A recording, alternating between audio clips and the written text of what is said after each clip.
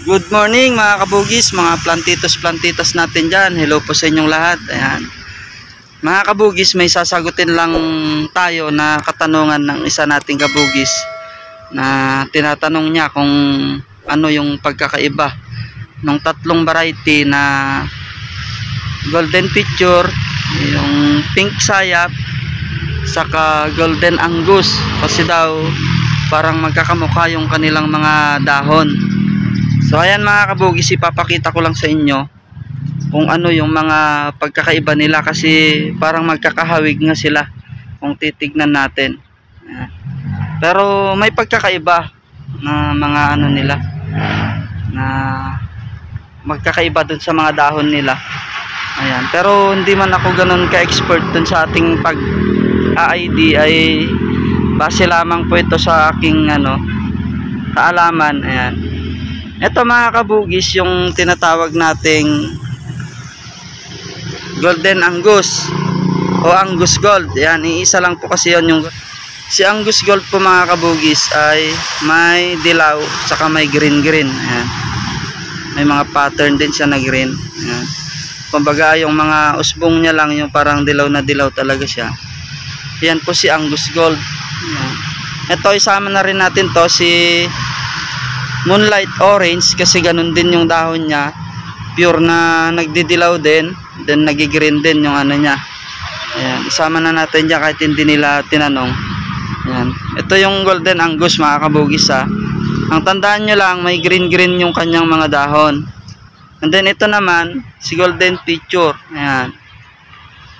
Kung mapapansin nyo, si Golden Picture naman ay mas malalapad yung kanyang mga dahon at saka mas marami yung dilaw.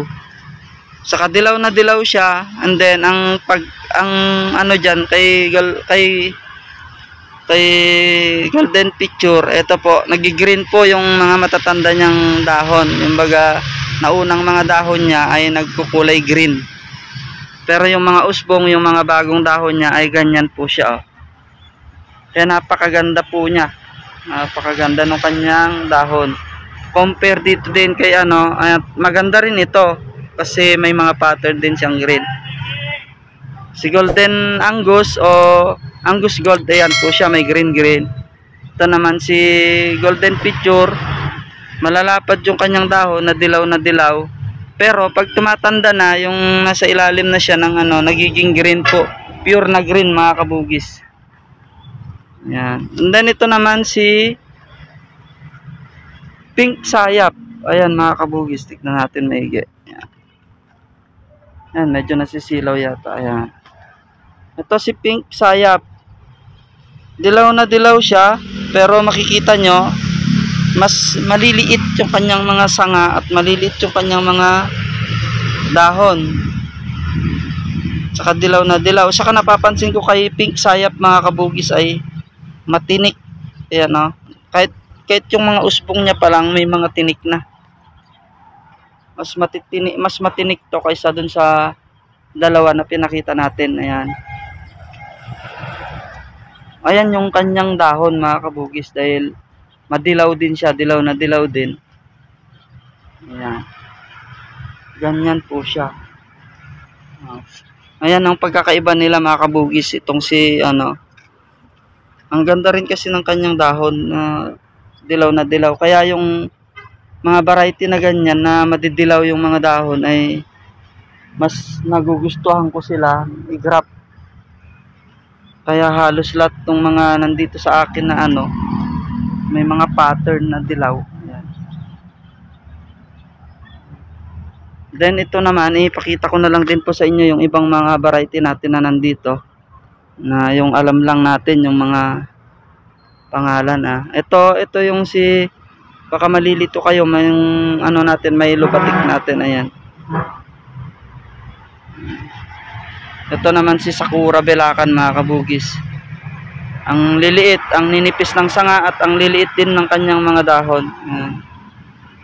Then ito naman, ito ang ganda rin ng kulay ng kanyang mga dahon. Siguro yung iba naman dyan alam na nila yung variety nito. Ito si SSB White. Ayan. Then ito i-ano na lang din natin dun sa ating kabugis na nagtatanong kung ano yung variety na yan. Ito si ano to mga kabugis, si Red Panas. Si Red Panas saka si Pink Panas halos magka parehas yung kanilang mga dahon. Ito tayo sa kabila na to. Ito hindi ko pa sure mga kabugis ito kasi ang sabi sa akin nung binilhan ko nito ay rainbow orange. Si orange yung bulaklak niyan. Sabi nila rainbow orange pero hindi pa ako sure kasi baka mali. Pagka mali mga kabugis ay pagpasensyahan nyo na kasi hindi naman tayo expert pa dyan. Ayan, dito naman mga kabugis, ito yung lagi kong tinatawag dati dito, iba pala. Ang tawag pala dito mga kabugis, ito pala yung ID niya. Marami nang nagsabi sa akin at yun daw talaga yung ID niyan. Presas daw po yan mga kabugis. Ayan.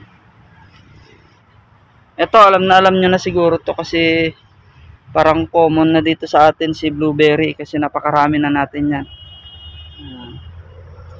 Ito medyo madalang pa dito mga kabugis yung sa atin.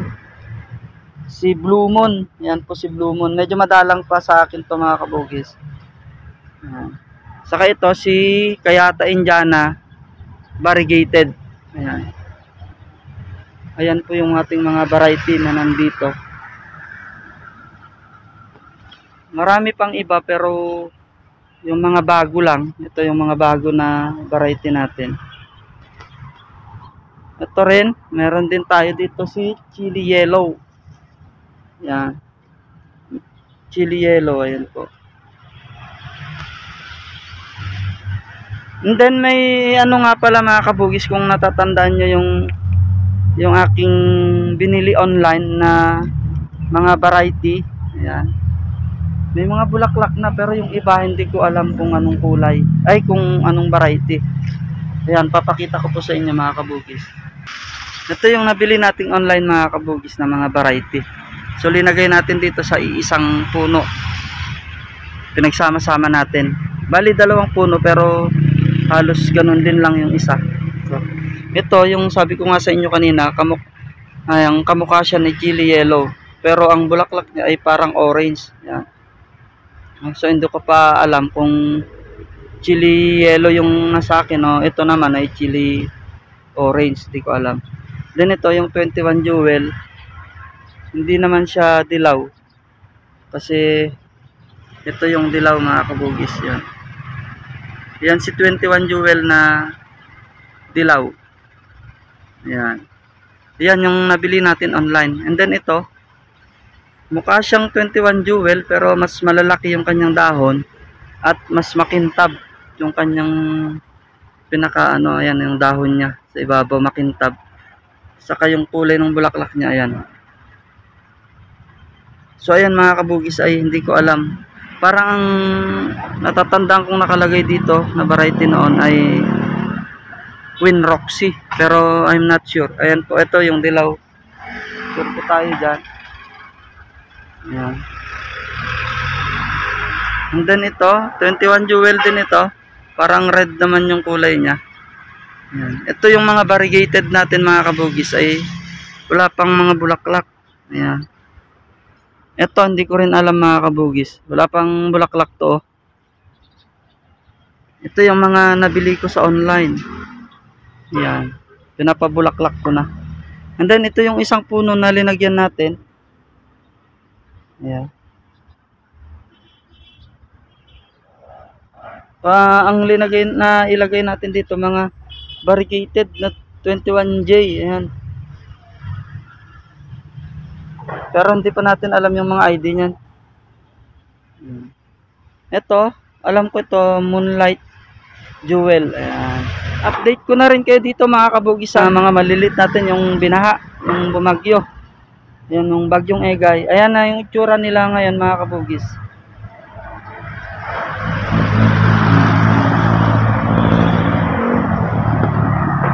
So ano na, may mga dahon na sila. Saka nag-uumpisa na rin silang bumulaklak. Ayan. Ito yung mga naapektuhan nung sunod-sunod na ulan. Pero ngayon ay nagdadahon na sila. At yung nakikita ko may mga ano na sila. Nagpa-flower na yung mga variety na mga sinauna nating variety. Kagaya ni blueberry, ayan na siya, oh. Papakita na ng bulaklak. Si Milo Batik, talaga naman si Milo Batik. Hindi nagpapahuli pagdating sa bulaklak. Pati si Hawaii White, nandiyan, nagbubulaklak na rin. Ayan. Ito si Hawaii White talaga, oh. Ang maganda mamulaklak, dire-diretso yan. Si Hawaii White, si Hawaii Violet. Ayan. Ayan, pasensya na kayo mga kabugis kasi maingay talaga. Daming dumadang sasakyan. Ayan sila mga kabugis. Nakaka-recover na sila. Ayan.